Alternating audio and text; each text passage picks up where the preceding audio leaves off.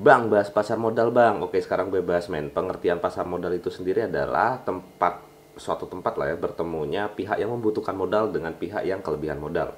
Nah, kalau kita berbicara pihak yang membutuhkan modal di sini adalah perusahaan, dan perusahaannya itu harus PT dan TBK. Ya, perseroan terbatas dan harus terbuka. Kemudian, orang yang kelebihan modal di sini adalah investor. Bisa investor secara pribadi atau bukan. Nah, dalam pasar modal itu sendiri itu banyak produk ya. Salah satunya adalah yang mungkin paling sering kita dengar itu adalah saham. Kemudian ada obligasi dan surat-surat berharga yang lain. Nah, kalau misalkan kita berbicara tentang saham nih, pasti yang sering kita dengar di berita-berita ekonomi setiap hari itu IHSG ditutup menguat sekian poin, IHSG ditutup melemah sekian poin. Apa sih maksudnya? Nah, ketika kita berbicara tentang IHSG, jadi gue bahas salah satu aja ya. Salah satunya adalah saham yang mungkin bisa reliable kita milikin gitu loh. Nah, ketika kita bicara tentang saham dan IHSG, IHSG itu adalah indeks harga saham gabungan, di mana indeks harga saham gabungan ini atau IHSG itu merupakan rata-rata harga pada hari itu dari seluruh perusahaan yang listing di Bursa Efek Indonesia. Perusahaannya ada sekitar 800-an kalau nggak salah, 800 perusahaan yang listing di Bursa Efek Indonesia. Kemudian itu dirata-rata dalam sehari apakah naik atau turun. Nah, kalau misalkan mayoritas itu naik, maka IHSG akan naik. Kemudian kalau dia turun, maka IHSG akan turun. Kalau misalkan supermarket nih. Nah, Bursa Efek Indonesianya itu pasarnya di situ, supermarketnya, sebagai supermarketnya. Nah, di dalam supermarket ini sendiri ada orang yang ingin beli nih. Oke, beli produk-produk yang ada di dalam. Nah, orang yang ingin beli produk-produk yang ada di dalam supermarket itu disebut sebagai investor. Sedangkan produk yang ada di dalam supermarket itu adalah emiten atau perusahaan-perusahaan yang ada di dalam Bursa Efek. Oke ya, jadi kan banyak nih produk, ada Unilever, ada Gojek Tokopedia, ada Bank BCA, ada Bank Sinarmas, atau kemudian ada pertambangan di situ, PTBA. Nah, produk-produk ini itu ada di dalam Bursa Efek kalau teman-teman ingin beli gitu loh. Nah, kalau misalkan pernah kuliah di ekonomi, teman-teman pasti ngerti tentang materi broker, kemudian ada sekuritas, kemudian ada Bursa Efek Indonesia itu sendiri. Nah, apa sih yang dimaksud dengan broker gitu? Kalau kita berbicara broker di sini adalah perantaranya. Jadi ketika teman-teman ingin beli barang-barang yang ada di supermarket tadi, harus melalui yang namanya broker. Oke ya, harus melalui yang namanya broker. Broker itu atau biasa kita kenal sekuritas lah ya sekarang, yang lebih dikenal dengan sekuritas itu banyak macam ya, kalau nggak salah ada 40-an. Ada Mandiri Sekuritas, ada BCA Sekuritas. Kalau teman-teman punya rekening BRI itu bisa pakai Dana Reksa BRI Sekuritas. Kemudian kalau punya BNI itu pakai Beyond ya. Kemudian kalau punya bank BCA, yakni BCA Sekuritas, ada Indo Premier Sekuritas dan lain sebagainya. Oke, jadi sekuritas ini alatnya gitu loh untuk teman-teman beli emiten. Emiten itu apa? Emiten itu produknya tadi, saham-saham yang ada di dalam pasar itu, bursa itu men. Oke, jadi kalau diibaratkan ya tadi supermarket gue bilang. Gue sedikit flashback aja gitu loh. Gue sebagai anak ekonomi dulu penasaran ya. Sebenarnya bukan harus anak ekonomi juga, tapi bisa banyak background bisa terjun di sini gitu. Cuman gue penasaran ketika berbicara tentang saham gitu kan. Nah, di mana gue bisa beli saham? Ya di Bursa Efek, di pasar modal. Yang bikin gue penasaran adalah orang-orang kaya, entah itu di level dunia ataupun di level Indonesia, mereka pasti punya produk yang namanya saham. Ya kan, pemegang saham mayoritas ini. Misalkan Pak Erick Thohir dulu pernah punya saham mayoritasnya Inter Milan. Nah, gue penasaran men, gimana sih cara terlibat di dalam itu gitu kan. Nah, akhirnya waktu itu 2015 ya, gue buka akun saham pertama dan beli sahamnya Bank BRI pada saat itu karena masih aman juga. Dengan modal yang nggak banyak, seingat saya waktu itu 500.000 ya, sebenarnya 100.000 udah dapat gitu.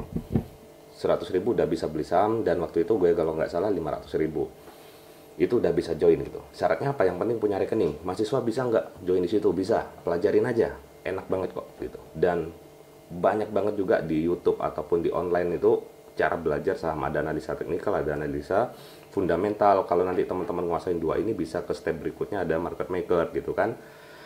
Naik turunnya harga saham itu nanti bisa teman-teman analisis dalam jangka waktu sehari, kayak seminggu, kayak sebulan atau setahun, atau bahkan lebih gitu loh. Nah, jadi teman-teman sebagai investor itu di situ saham bisa diperjualbelikan nanti. Mau diinvestasikankah atau diperdagangkan atau bahasa kerennya adalah trading. Oke. Balik lagi 2015 gue join di pasar modal.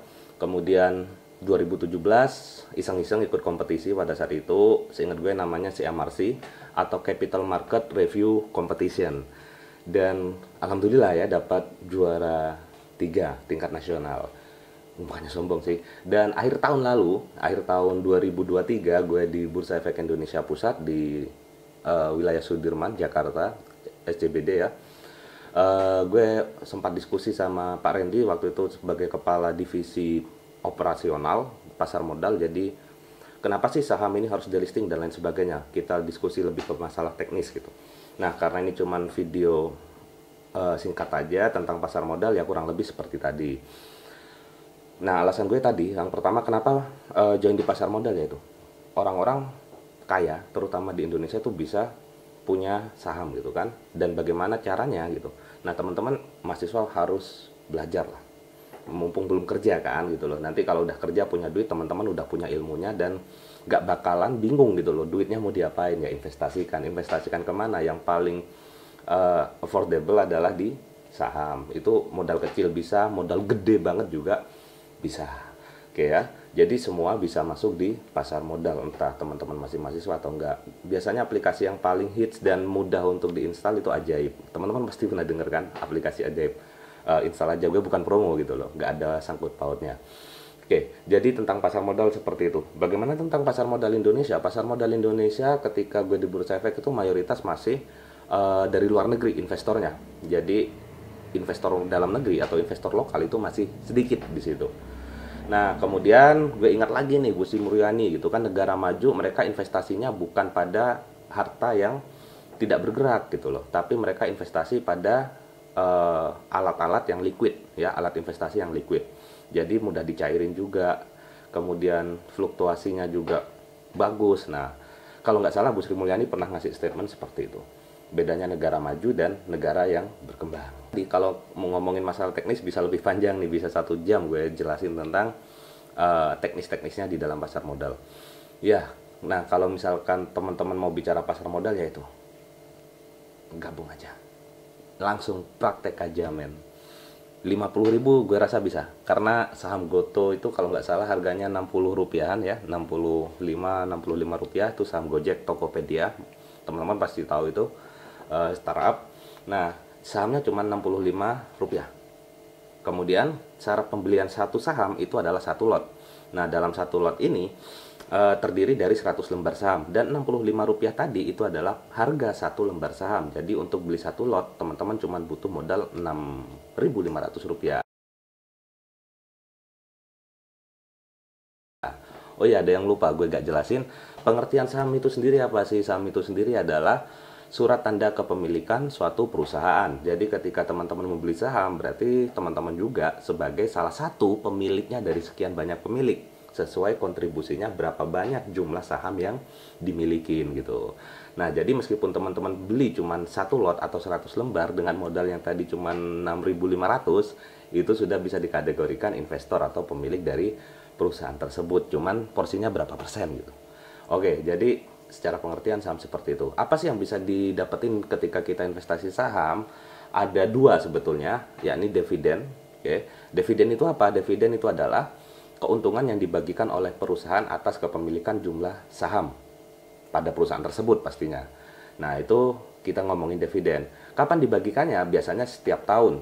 Oke, setiap tahun. Dan setiap tahun sekali itu pasti ada pembagian dividen, asalkan perusahaannya laporan keuangannya itu plus atau surplus.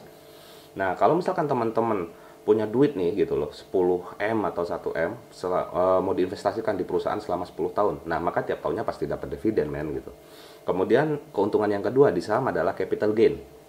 Apa itu capital gain? Capital gain adalah keuntungan yang didapatkan atas selisih membeli saham dan selisih harga menjual saham. Misalkan teman-teman belinya tadi harganya 65 rupiah, ketika harganya naik 100 berarti kan kita untung 35 rupiah nih per lembar. Kalau teman-teman punya 100 lembar berarti untungnya 3.500 rupiah. Kalau teman-teman punya 1 juta lembar, ya udah untungnya 35 juta rupiah. Nah, ini yang dinamakan capital gain. Oke ya. Nah, capital gain bisa teman-teman dapetin kapan aja, ketika beli harganya 65 tadi, ketika udah dirasa untung dan dijual. Nah, itu bisa dikategorikan sebagai capital gain. Tapi namanya investasi itu pasti ada yang namanya resiko. Nah, resiko di pasar modal sendiri, terutama dalam kita beli saham, itu adalah capital loss. Misalkan teman-teman beli saham nih, Goto tadi 65 rupiah, ternyata harganya turun terus. Nah, ketika teman-teman jual, terjadilah yang disebut sebagai capital loss. Oke, kurang lebih seperti itu ya untuk materinya. Dan thank you, terima kasih banyak. Mungkin lain kali gue akan bahas tentang saham investasi dan bisa diperdagangkan atau trading. Dan tunggu aja video yang berikutnya. Thank you, bye.